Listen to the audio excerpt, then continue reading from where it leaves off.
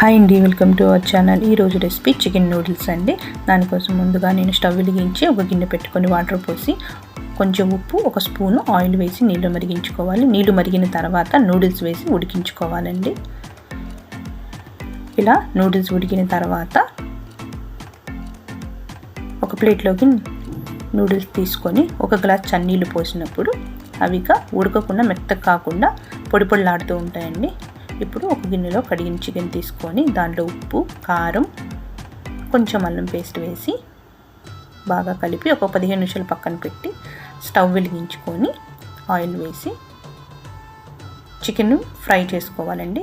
ఇది బాగా ఫ్రై అవ్వకూడదండి, కొంచెం ఫ్రై అవ్వాలంతే, గట్టిగా అవ్వకూడదు.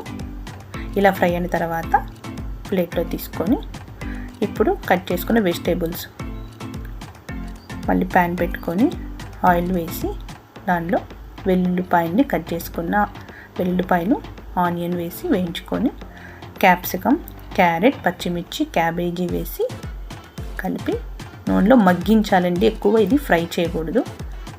ఇప్పుడు ఒక గుడ్డు తీసుకొని వేగిన ఈ వెజిటేబుల్స్ కొంచెం పక్కకని ఎగ్గును వేసుకోవాలి.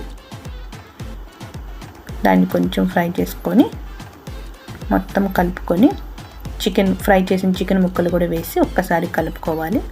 అప్పుడు ఒక స్పూన్ కారం, ఉప్పు, మిరియాల పొడి, సోయా సాస్, టమాటా కెచప్ వేసి మళ్ళీ ఒక్కసారి కలిపి 2 నిమిషాలు మగ్గించి ఉడికించుకున్న నూడిల్స్ వేసి కలుపుకోవాలి.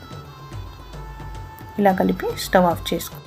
ఈ రెసిపీ మీకు నచ్చినట్లయితే please subscribe my channel, like చేయండి. Thank you.